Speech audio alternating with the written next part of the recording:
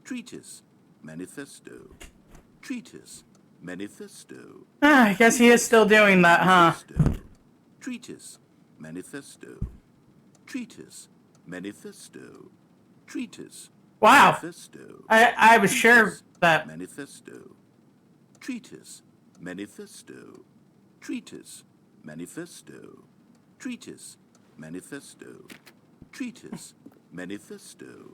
Fine. Well there, sport. You really did catch me rambling on a bit, didn't you? But that's the power of the button. The minute I start to go off on a thoughtless display of self-absorption, it's right at your fingertips to go poof, and it's all over. Oh, I can't wait to see what Cookie9 will say about this, and whether they'll edit What the did Steam review. Cookie9 Or say change about the that? wording, perhaps. To be honest, I don't even know if one can change their review in the first place. I guess I should become better educated on exactly how Steam works. Perhaps that would have been the smart thing to check on before I went about this whole exercise of making the skip button. Although I have to imagine that after seeing this exciting new technology at work, surely whoever it is runs Steam will instantly run out and implement a new feature to make it possible to edit one's review, merely because of this very situation. Yes, I think that's quite likely. Or perhaps they'll simply grant this particular user the ability to change their review, so that the feature is not widely abused. Look, I would even be okay with Steam altering this particular review so that it reads as something more beneficial. Something along the lines of, this game is the best game. Let me start over. How about this? From the ashes of depravity rises the phoenix of quality. Okay, welcome back, Stanley. Now, I should say that the amount of time the button has been skipping through is becoming longer and longer. That last one was, well, I want to say maybe 30, 45 minutes? It's not unendurable by any means, but it's, well, there's really only so much I can ramble on to myself about. I know, it's shocking, isn't it? But at any rate, I do suggest that we not press the button again. I think the skip button has been aptly demonstrated, and we can say goodbye to it and just... Wait. How do we get out of here? Where did the door go? Wasn't there a door that led into this room? I do feel quite certain that there was one here before. How else would we have gotten into the room in the first place? I don't think one can enter a room without a door of some sort, or a window or something like that. Do you see a window anywhere?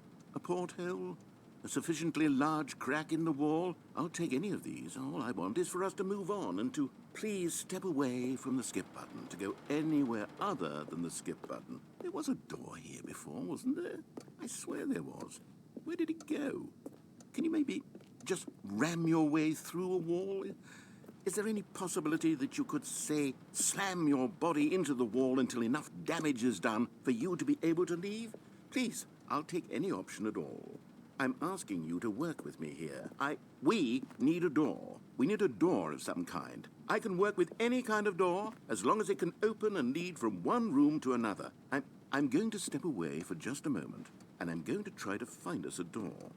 I don't know how exactly to remove a door and place it in a different wall, but I will find a way, I promise. You just need to not do anything. Don't press the skip button. Please, please, please do not press the skip button. Just wait here for me, and don't press the skip button. Got it? Yes, good. All right. Be right back. All right.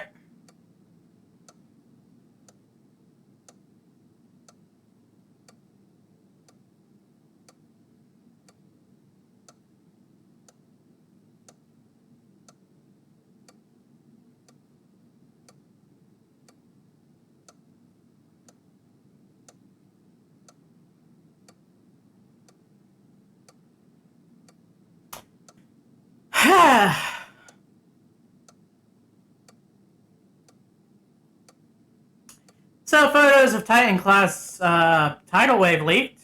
Looks pretty cool. Death Source is getting here tomorrow for me. That's pretty cool.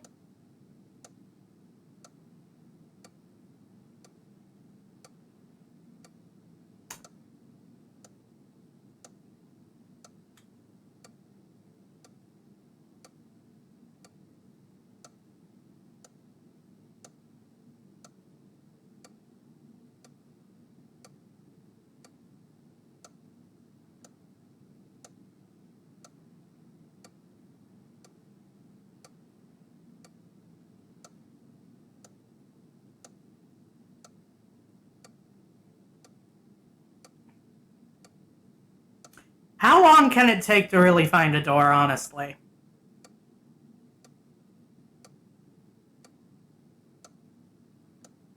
I mean, really.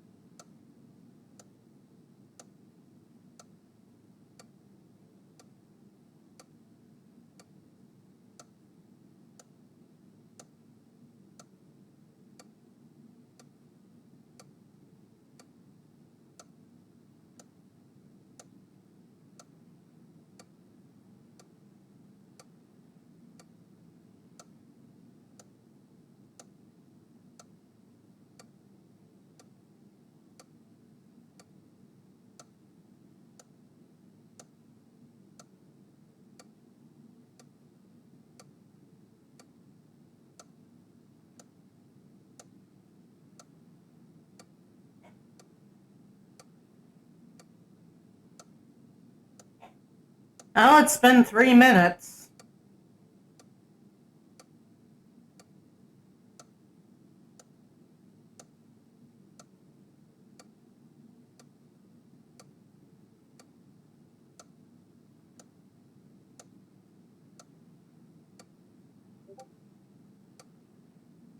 Oh, I got a message on Discord.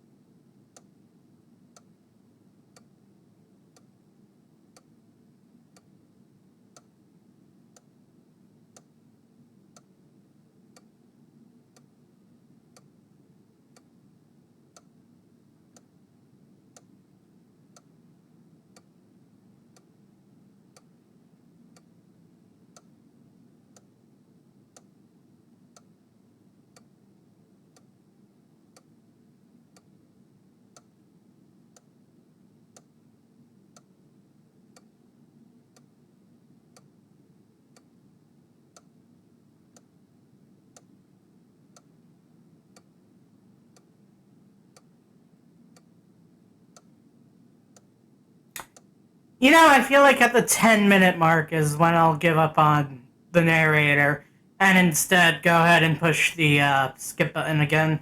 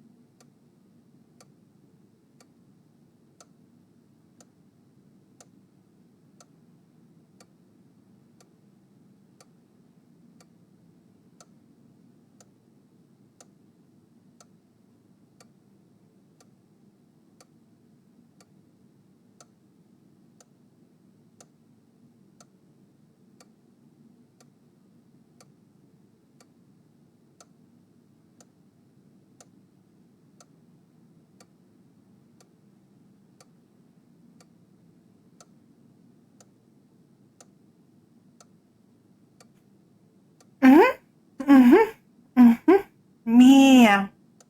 Meow. Stuff. Things. Ah. Hmm.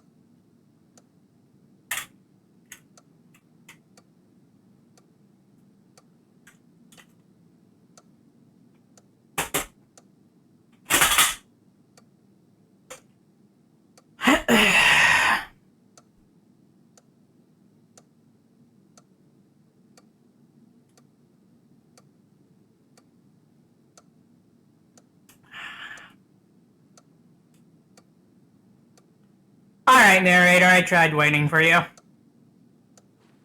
I really did. Stanley, please don't push the button again. It's been 12 hours. You've just been frozen there. I don't know why the skips are getting longer, but they're really, truly getting longer. And my God, there's no way... Bob, it's been 12 hours! Stanley, the door is gone. It's completely gone. I've looked at it from every angle. I've checked every one of those walls 1,000 times. And there's no door, Stanley. There's no door. There's just you and the button, and if you keep pressing it, I have no idea what will happen. I have no idea how long I'll be made to sit here, and more than anything else, I don't know how to stop you from pressing the button again. I can't control anything in this room, Stanley. I can't touch it, and I have to believe, I have to know that sooner or later, no matter how much I plead with you, you're going to press the button again. Why would you? I've been thinking and thinking, and I don't know what I can do to convince you otherwise. Oh, my God. And it's all because of those reviews that I couldn't get out of my head. I just couldn't ignore the negative feedback. Why was it so important for me to fix the problem? Why did Cookie Nine's opinion matter so much to me? I've never even met Cookie Nine. I have no idea who they are. I mean, we've all been there. But here I am. I'm fixating on every tiny negative thing that anyone ever says about me. The merest mention of one of my imperfections, and I become as impetulant as a child. Wild and impulsive. Yeah. I can't help myself. I can't stop myself from lashing out with a vengeful fury to alter and to change and to break anything unbroken, if only it pleases this one person who made a single negative comment. Yeah, we've all been there, bud. Serve. For whose benefit is this? And here I am now, stuck in a room.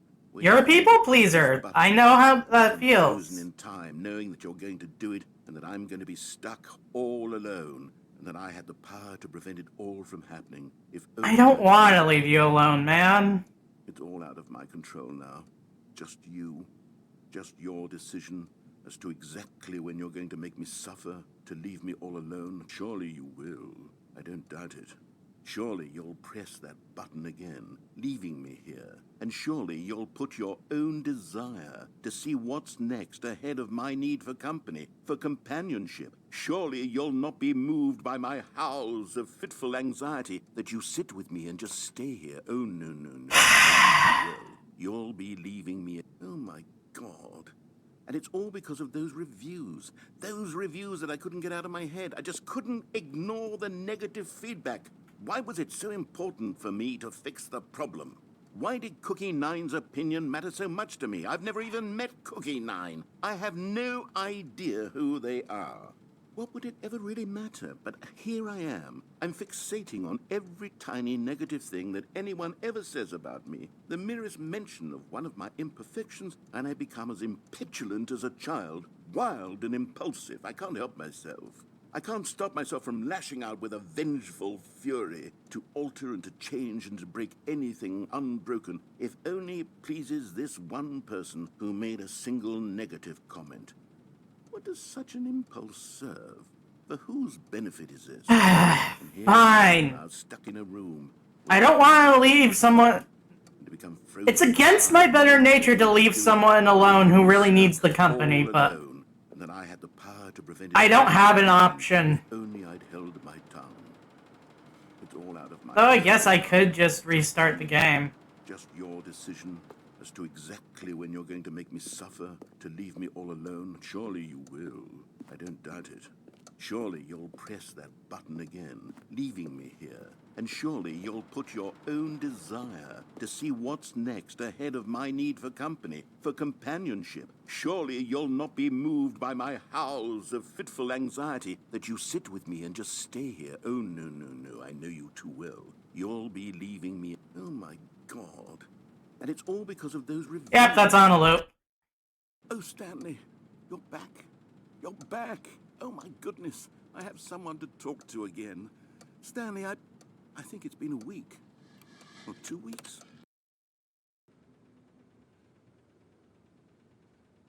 Oh, hello. It's you. You're here again. Welcome.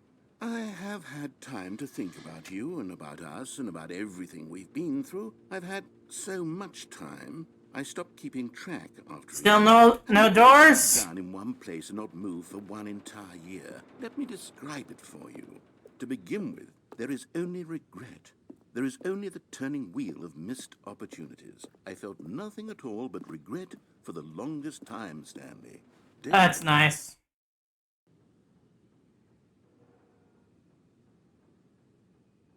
Is he gone?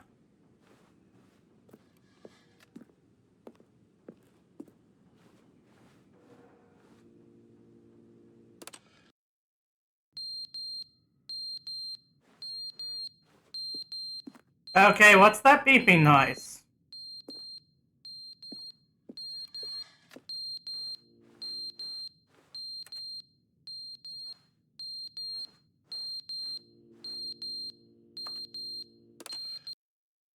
But they didn't understand the game was never meant to be funny. It was meant to have a point. It was meant to speak to the human condition. But where are the jokes? Where are the jokes? They bemoaned, they screamed, they gnashed their teeth. It wasn't enough. They had to leave a pathetic little thumbs-down review and make all of their pitiful...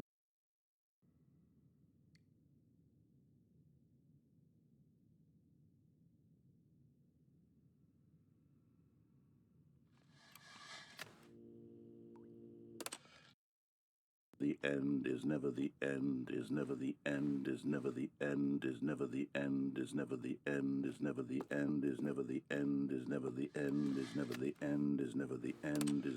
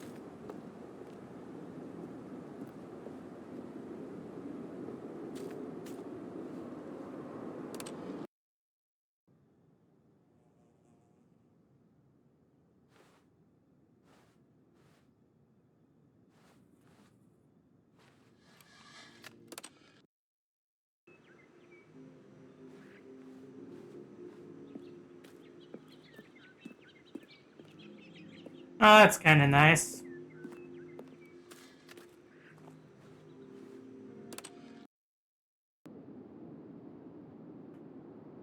Aww.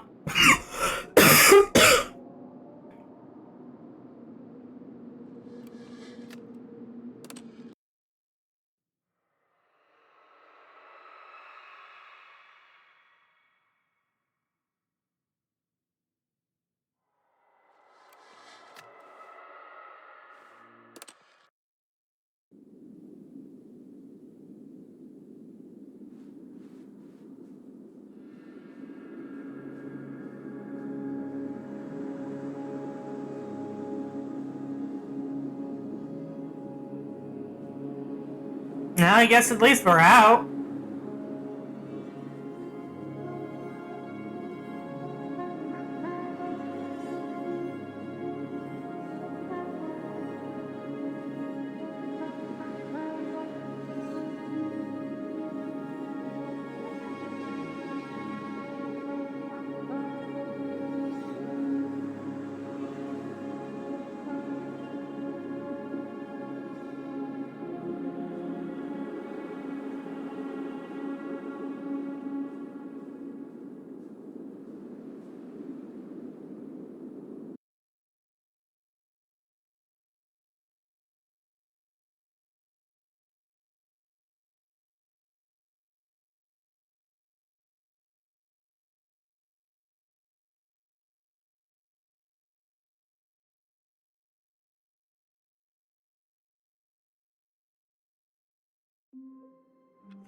Oh my god.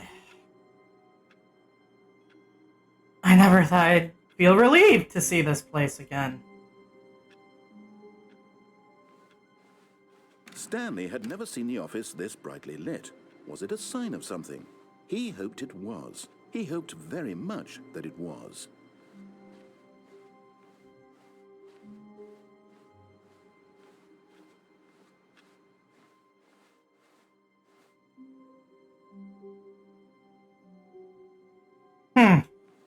good. You notice my sign. Yes, I have something very exciting to show you.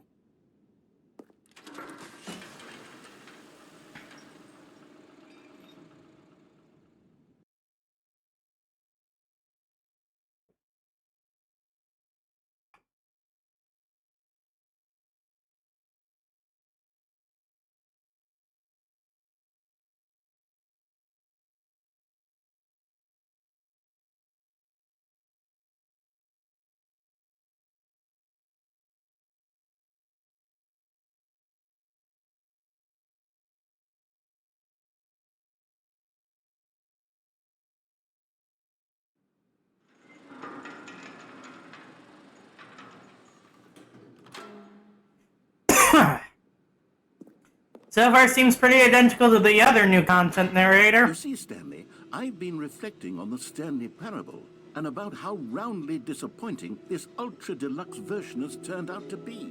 The original Stanley Parable was a landmark, and any new content for it should live up to that legacy. So forget this ultra deluxe nonsense. I say we take it one step even What the fuck? Which is why I'm very proud to announce for the first time ever the Stanley Parable 2. Oh. Well, okay. Yes, you see, isn't this far superior to a measly re-release with a few minor additions? Think of all the new territory we'll cover with a fully fledged sequel. An entirely new experience, built from the ground up. Why, there are so many possibilities. It could go in so many different directions. This is what fans have truly been asking for. Testing 2 printers at the same time. Well, that seems... Calling it the Stanley Parable 2 is just so much catchier than Ultra Deluxe, don't you think? Ultra Deluxe? What does it even mean? But the Stanley Parable 2, now that's an artistic statement right there. It's future-oriented. It screams progress and innovation and long-term franchising potential.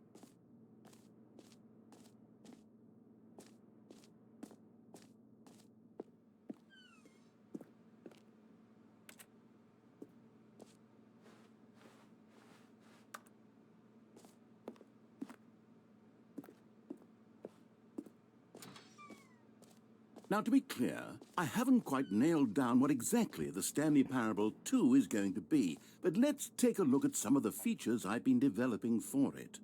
I figure that if I can loosely organize a handful of interesting concepts, that surely the game will sort of naturally spring up around them.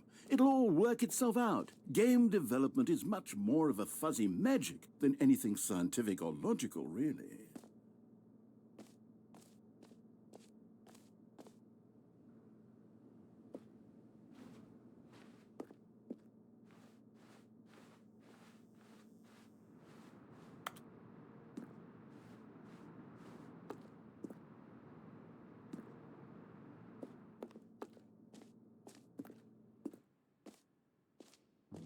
Here we are. Go on, try out some of the new features.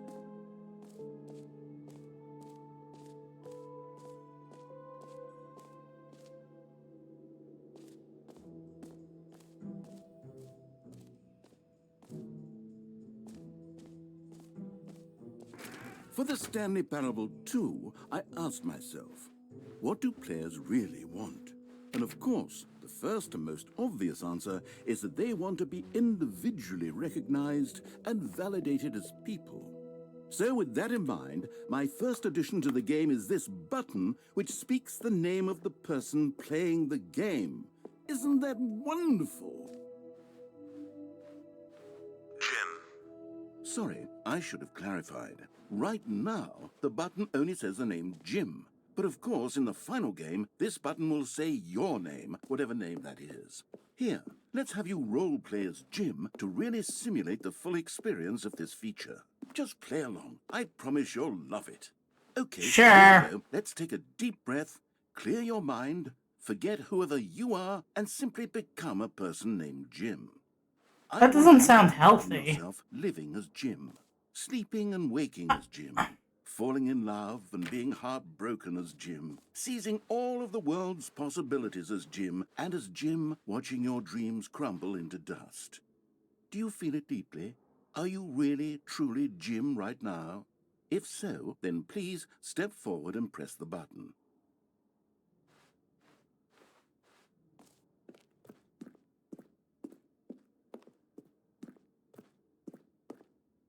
Okay. Okay. Fine, I guess I have to push the Jim button. Oh, hey. Being forced to be named Jim, even though I'm in a femme mood. Jim. Yes! You see? What a thrill! What a rush! That was you! The button described you. Do it again. Do it again.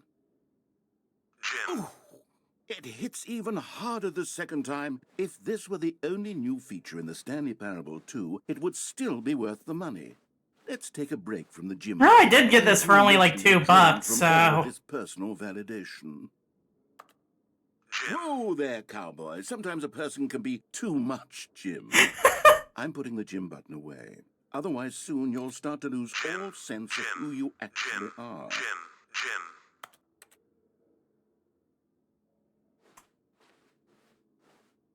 Oh, come on, narrator. You won't let me be a girl named Jim?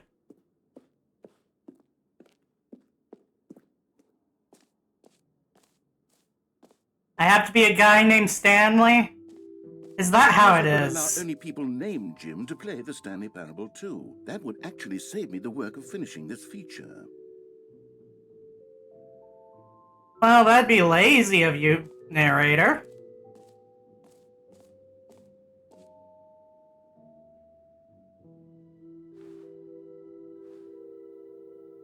You know what? Fuck you. I'll screenshot.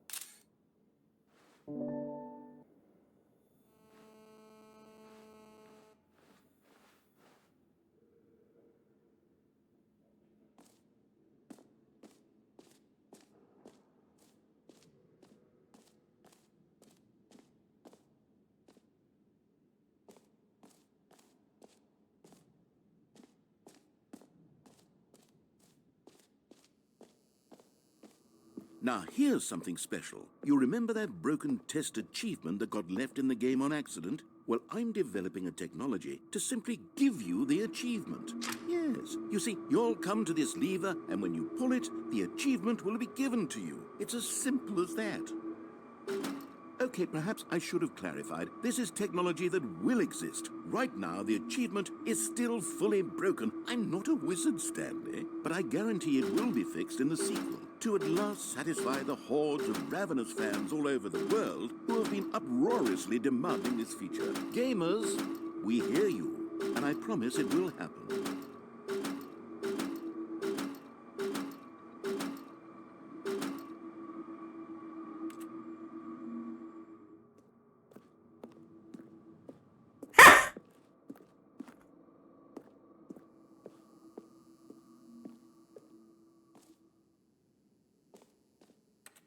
I have the achievement pack? I guess not.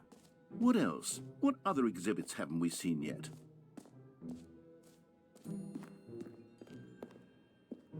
Can you find them? Can you find them? Can you find them? The fuck? Ah, collectibles. Now it's a real video game. In the Stanley Parable 2, you'll run around gathering up these miniature Stanley figurines. And what's truly innovative is that there will be no reward for collecting all of them. I don't want to stifle the intrinsic joy of watching a number go up. You simply collect all of them, and then you move the hell on with your unremarkable life. Rude?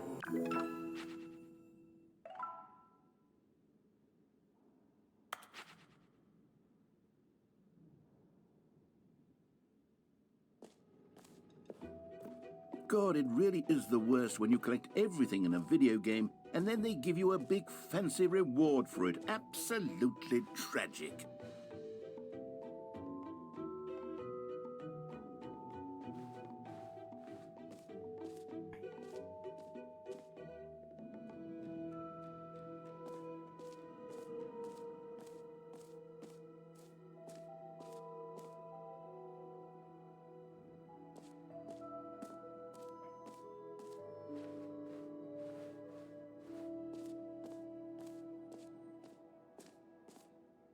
You know what? Let's bring the jump circle back for Stanley Parable 2 as well. It's a... Oh, wait. You already spent all your jumps the first time we saw the jump circle? Oh, well. I suppose it can just be a nice decorative piece, then. Rude.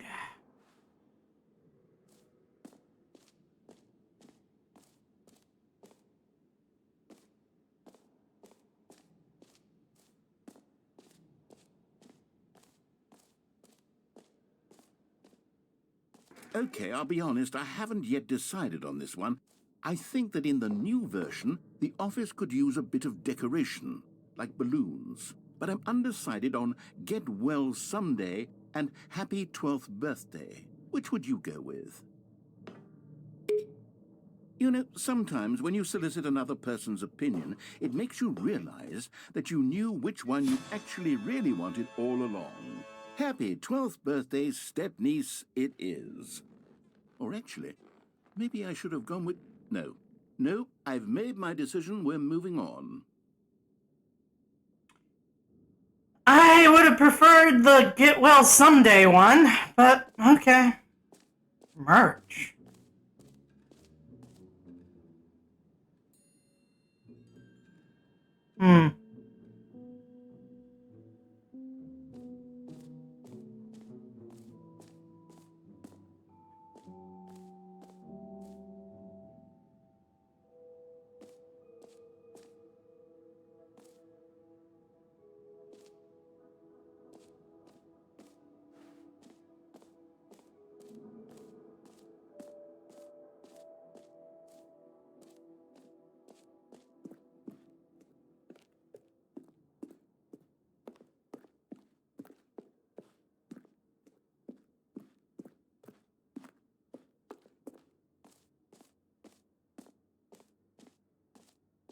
Infinite hole, huh?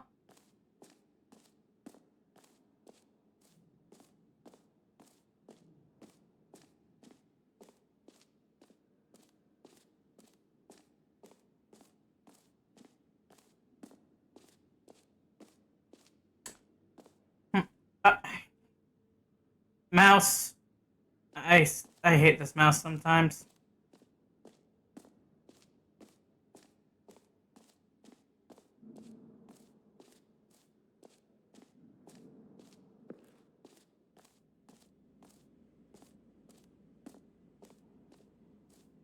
Stanley, here's an idea that I'm truly fond of. It's never been done before in a video game. This is, in fact, a hole that you can fall down forever. That's right. Infinite falling. You can fall until the end of time, if you like. A stunning leap forward for video games as a medium.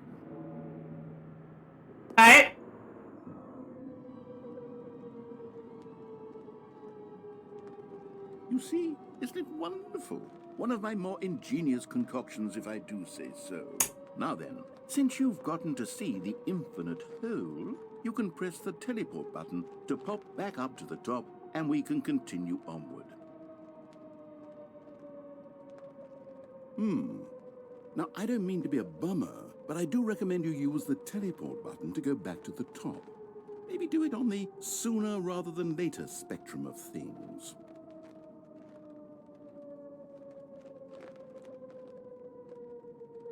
Okay, Stanley, I don't know quite how to say this tactfully, but it's possible that I slightly exaggerated the infinite nature of the hole.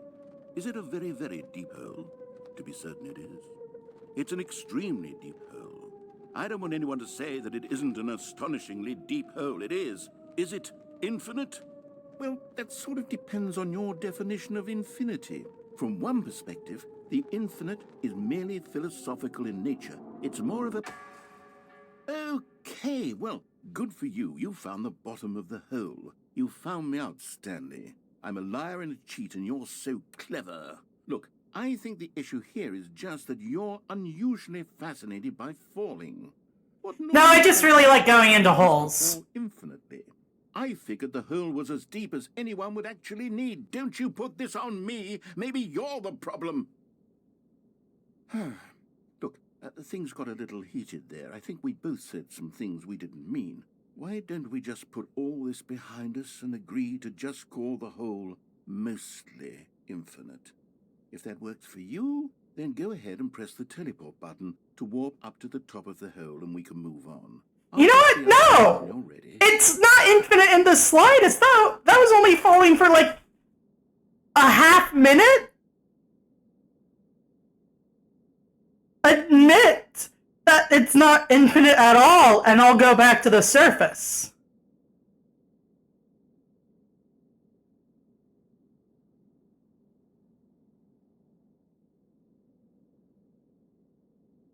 I can wait here all night.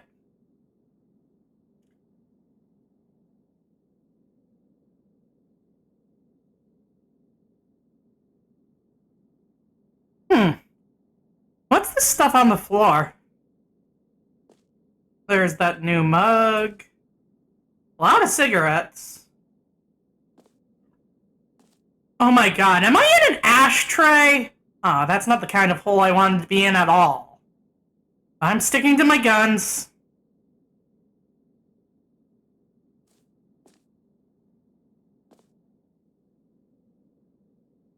Just the two of us. We can make it if we try. Just the two of us. Just the two of us. Just the two of us. Building castles in the sky.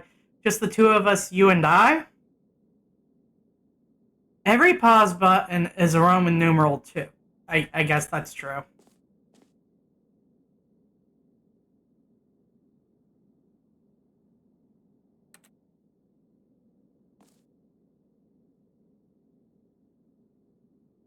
Great. Now, I'm very excited. Oh, for heaven. You see, I was right. The problem is you. The problem is that you like holes too. Oh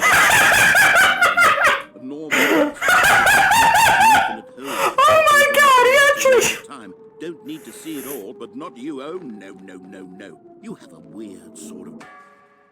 Oh. Did the hole seem even shorter to you this time? I couldn't help but feel like you spent a little less time in there than you did before. I mean, admittedly, I didn't make an infinite hole, but I didn't think it was that not infinite.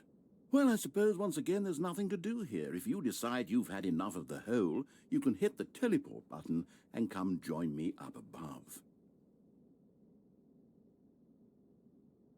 Had enough? I'm positively thrilled. I really do have so much more to show you and to talk about, and I've had enough of the hole for a lifetime.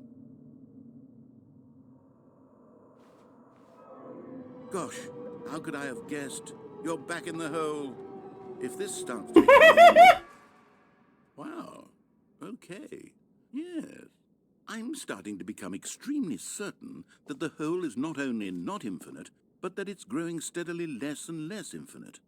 I suspect that I'm starting to hit the point where it's no longer feasible to call the hole infinitely deep, even by the lax overall standards for accountability and marketing. What's going on here? Stanley, I have no explanation for the uncertain nature of the hole's length. Here, let's try something. Let's pop back up to the top, and we'll see if it gets any shorter. Well, there it is. The shame of my lie has come to haunt me. Not only is the hole not infinite, but it's barely even a hole at this point. It's more of a concavity, or even a very aggressive divot. How is this still appealing to you? I know you're obsessed with holes, but at this depth, I just can't see this scratching the itch. Oh, who am I to judge? You just do whatever it is you're here to do and hit the teleport button when you're ready to move on. Is the, teleport button not working? You sure? Well, I mean, I really don't have an explanation. It was working just a moment ago. Try it again. Still nothing? Well, I suppose there is one thing I can do to fix this. I'm out. Goodbye, Stanley. You couldn't What? bear to be away from the hole, and now you'll get more time with it than you could ever have asked for. It's a win for everyone. You get to be with the hole, I get to do literally anything else. Wait, no! Come back! Take care, Stanley. I hope you and the hole have a wonderful rest of eternity together.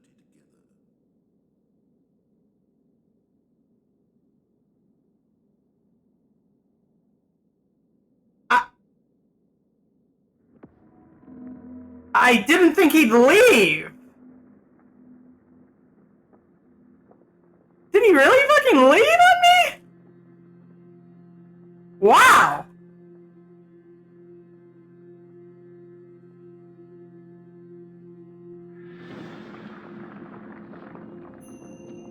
Wait, what?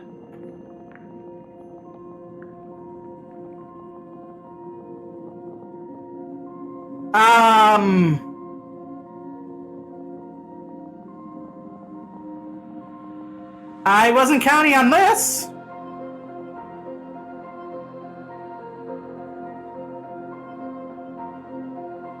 Huh.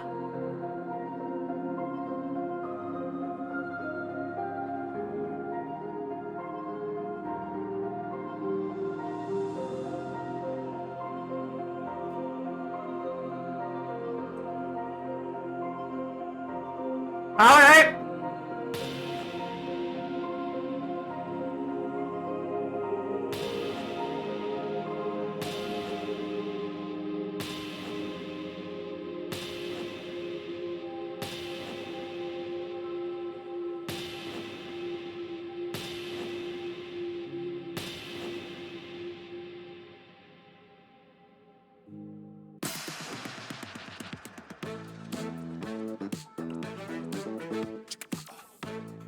I guess I'm okay with this.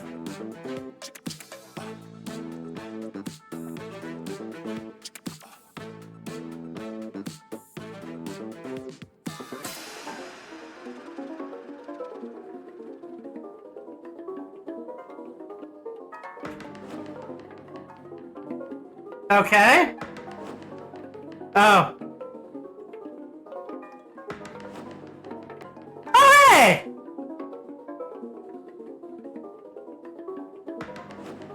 Puppies!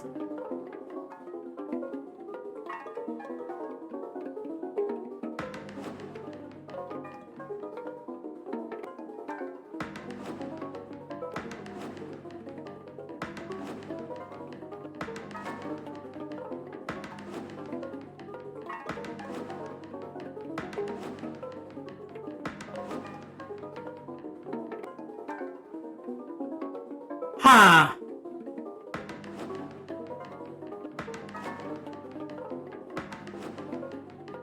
Okay, fine, I guess we'll try. Huh?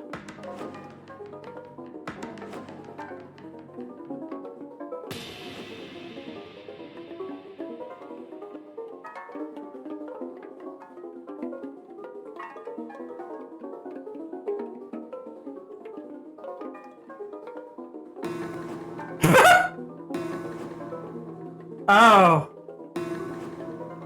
Oh. Oh! Stanley? Stanley? Stanley! Oh, thank God. Awake. It seems you had sort of dozed off there, drifting away into dreamland.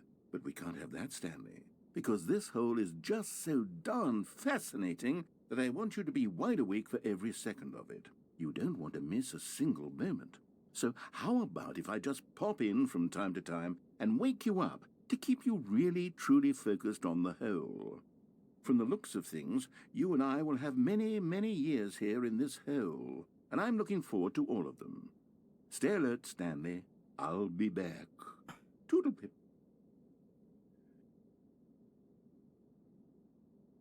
Honestly, I thought the hole was going to,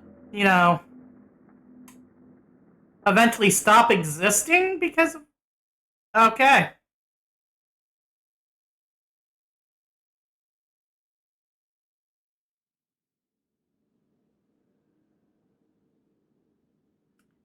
Well, that was traumatizing.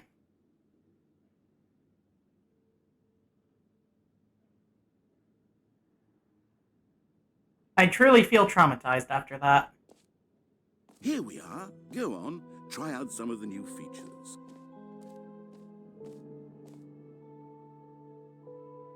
What happens if I go into the hole again after that?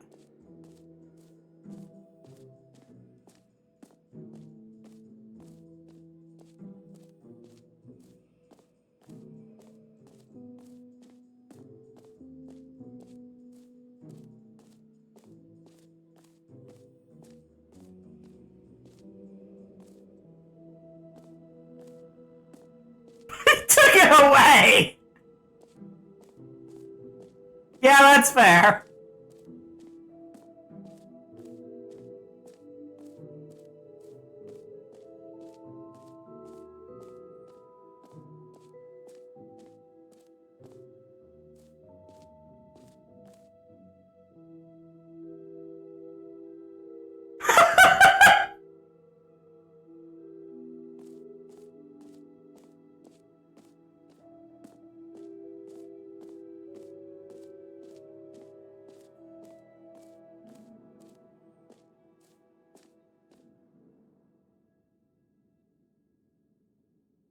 You really can't take screenshots in the no screenshots area.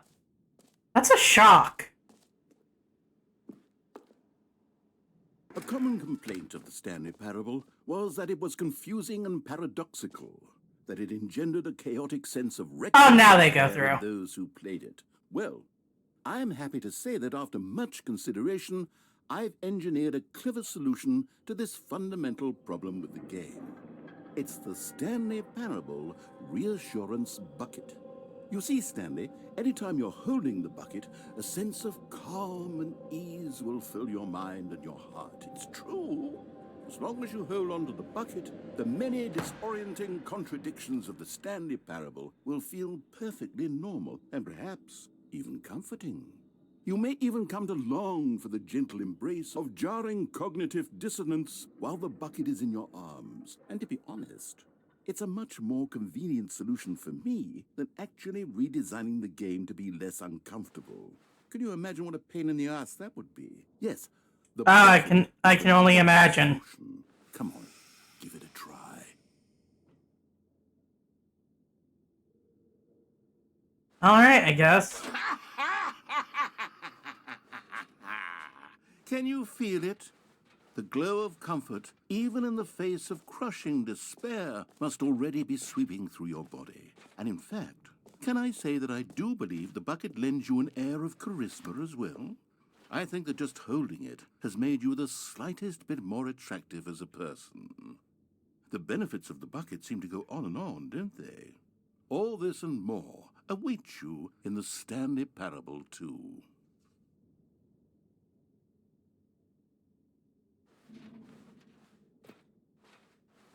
Did they put the hole back? Maybe they put the hole back. Does anyone give out awards for most enjoyable bucket in a video game? That really should be an award if it isn't already.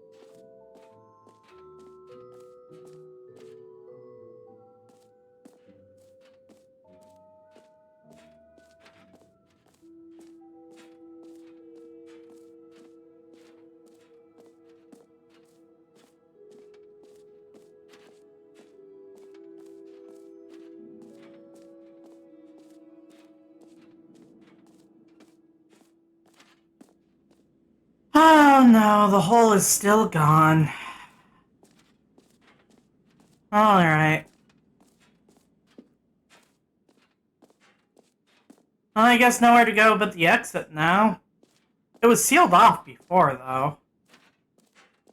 Is it open now? Can I leave? No, I can't leave. Okay. Hey. I didn't notice this before. Could I have left this whole time? Oh my god. And now I have a bucket. All right, have you seen everything you wanted to? Ready to move on now? Whose suitcase is that?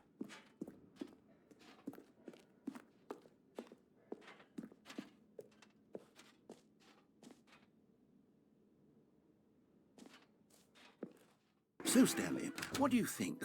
Do you like all of the new features? Yes, I know it's not exactly clear yet how exactly these features will come together as one single coherent video game, but I can feel it in my soul. It's going to work. There's definitely a good game in there somewhere. Say, let's do an experiment. I want to go back in the hall. Features together, and we'll see whether or not it coheres into a meaningful gameplay experience. Okay. Are you ready? No. Here it is. I give you the Stanley Parable 2.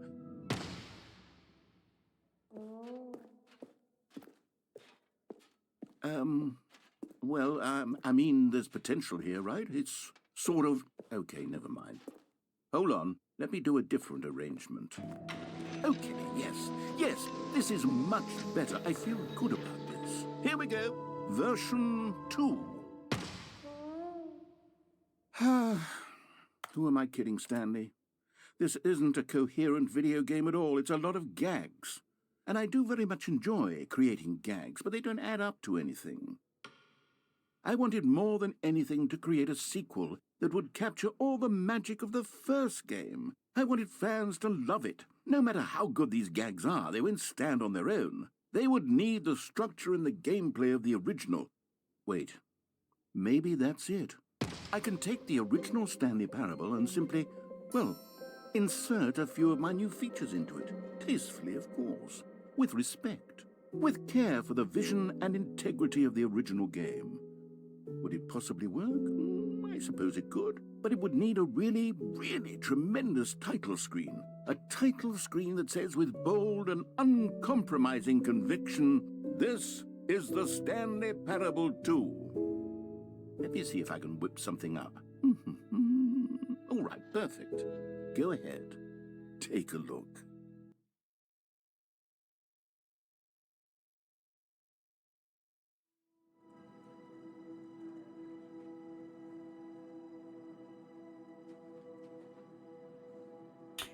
One sec, I'm curious.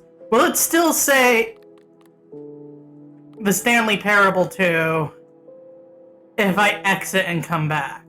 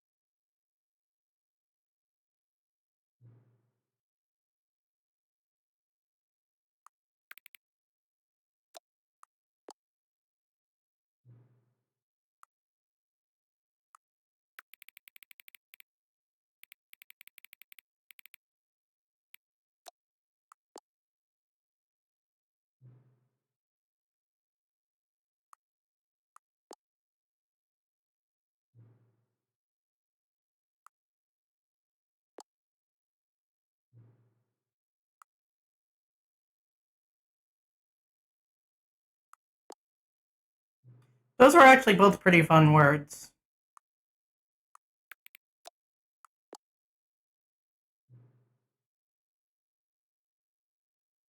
I mean, yeah?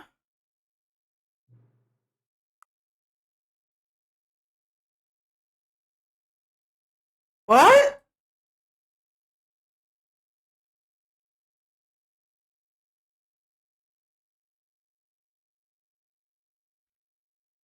Um, I'm going to say no.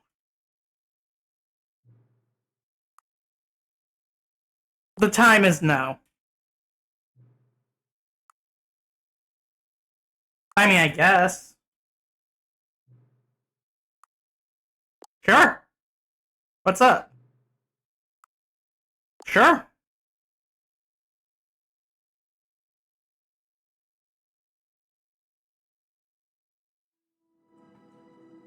Oh, well, fair enough. It does still say the Stanley Parable, too.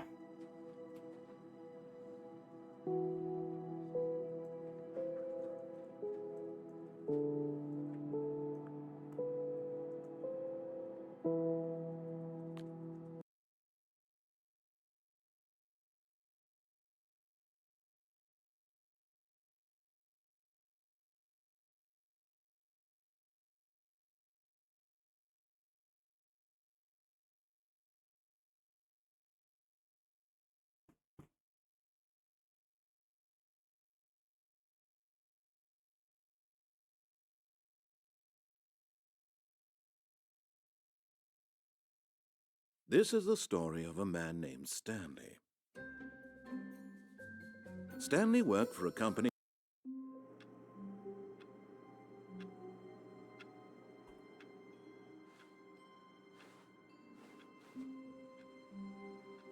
All of his co-workers were gone. What could it mean? Stanley decided to go to the meeting room. Perhaps he had simply missed a memo.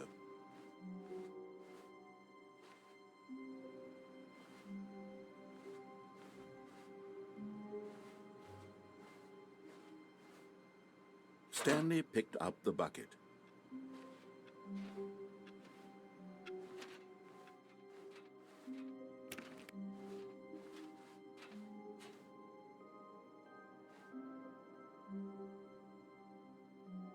Stanley clutched the bucket tightly to his chest and entered the door on his left.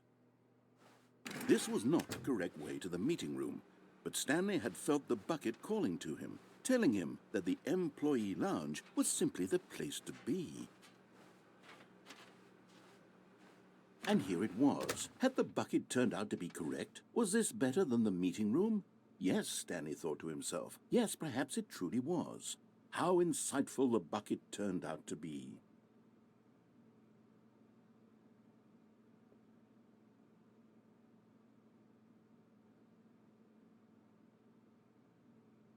Truly, being here with the bucket was a grand adventure. Stanley reflected on all they'd been through together. First, walking through the door on the right, then walking to the lounge, then arriving at the lounge. What a thrilling journey the bucket had inspired.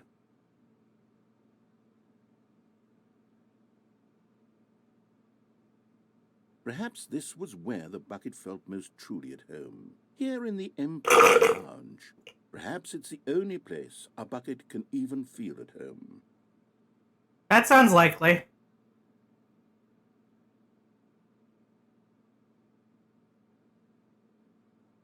Stanley decided to just give the bucket absolutely as much time as it needed to be in the lounge. Clearly, the bucket and the employee lounge shared a special connection. Yeah, I agree.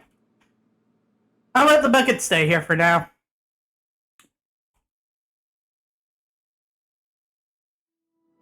I'll go ahead and end the stream. We can do other things with the bucket next time.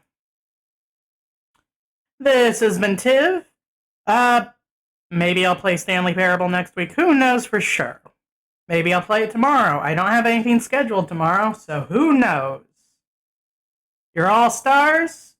This has been Tiv signing out.